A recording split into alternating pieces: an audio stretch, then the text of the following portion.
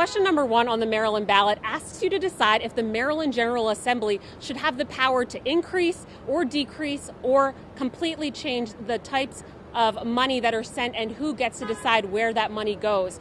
I spoke to a political science professor as well as a delegate from Prince George's County about what this could mean for Marylanders. Check this out.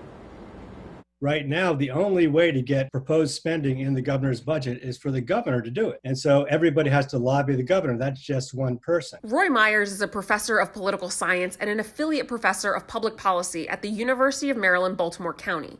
He says that a yes vote on question 1 of the Maryland ballot would put Maryland in line with all 49 other states in terms of how they handle their state's budget.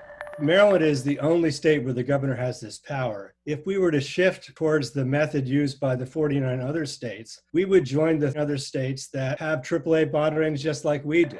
According to Fidelity, a financial planning and asset management company, a bond rating is an assessment of creditworthiness, meaning if someone is looking to purchase bonds from the state of Maryland, our bond rating would let them know if that is a good investment or not. We are able to gain that AAA bond rating in large part because of the wealth of Maryland's economy and the fiscal responsibility that we have shown in the past, which is not simply due to the governor's actions, but to the legislatures as well.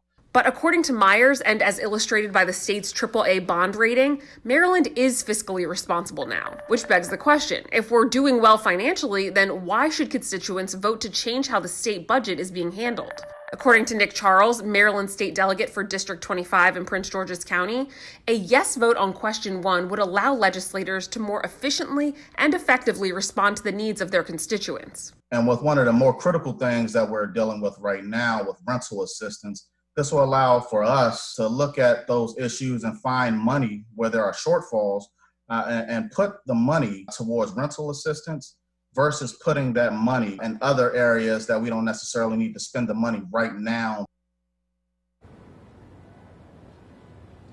Both Roy Myers and Nick Charles say a yes vote on question 1 doesn't reflect upon the Hogan administration, nor would it actually impact them, Bruce.